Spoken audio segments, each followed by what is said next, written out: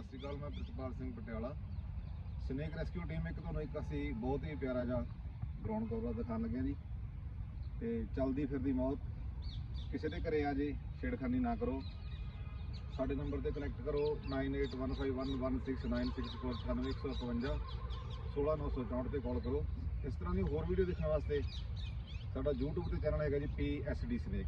ਇਹ ਤੁਹਾਨੂੰ ਦਿਖਾਉਣ ਲੱਗੇ ਹੁਣ ਬਹੁਤ ਹੀ ਪਿਆਰਾ ਤੇ ਕਦੇ ਵੀ ਇਹਦੇ ਨਾਲ ਸ਼ਰਾਰਤਬਾਜ਼ੀ ਨਹੀਂ ਕਰਨੀ ਜੀ, ਦੂਰੀ ਬਣਾ ਕੇ ਰੱਖਣੀ ਹੈ। ਘਰੇ ਆਮ ਆ ਜਾਂਦੇ ਨੇ ਜੀ।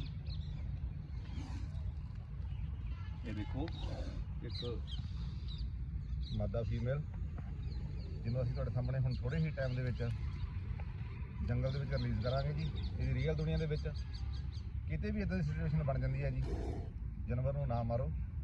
ਜਿਨ੍ਹਾਂ ਤੱਕ ਆਪਾਂ ਛੇੜਦੇ ਨਹੀਂ ਇਹਨਾਂ ਨੂੰ, ਇਹ ਕਿਸੇ ਨੂੰ ਕੁਝ ਨਹੀਂ ਕਹਿੰਦੇ।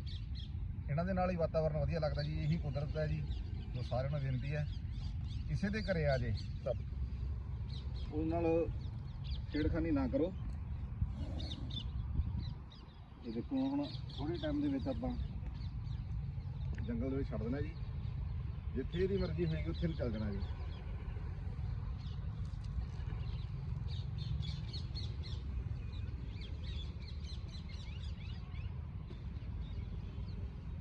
ਇਹ ਦੇਖੋ ਜੀ, ਅਸੀਂ ਹੁਣ ਛੱਡਣ ਲੱਗੇ ਹਾਂ। ਜਿੱਥੇ ਦੀ ਇੱਛਾ ਹੋਏਗੀ ਇਹਨੇ ਆਪਣੇ ਆਪ ਆਪਣੀ ਰੀਅਲ ਦੁਨੀਆ ਦੇ ਵਿੱਚ ਚਲਿਆ ਜਾਣਾ। ਇੱਥੇ ਬਿਰਮੀ ਹੈ ਇੱਕ, ਜਿਹਦੇ ਵਿੱਚ ਹੋਲ ਨੇ। ਇਹ ਹੋਲ ਦੇ ਵਿੱਚ ਜਾ ਰਿਹਾ ਕਿ ਬਾਹਰ ਜਾ ਰਿਹਾ, ਇਹਦੀ ਖੁਦ ਦੀ ਮਰਜ਼ੀ ਹੈ।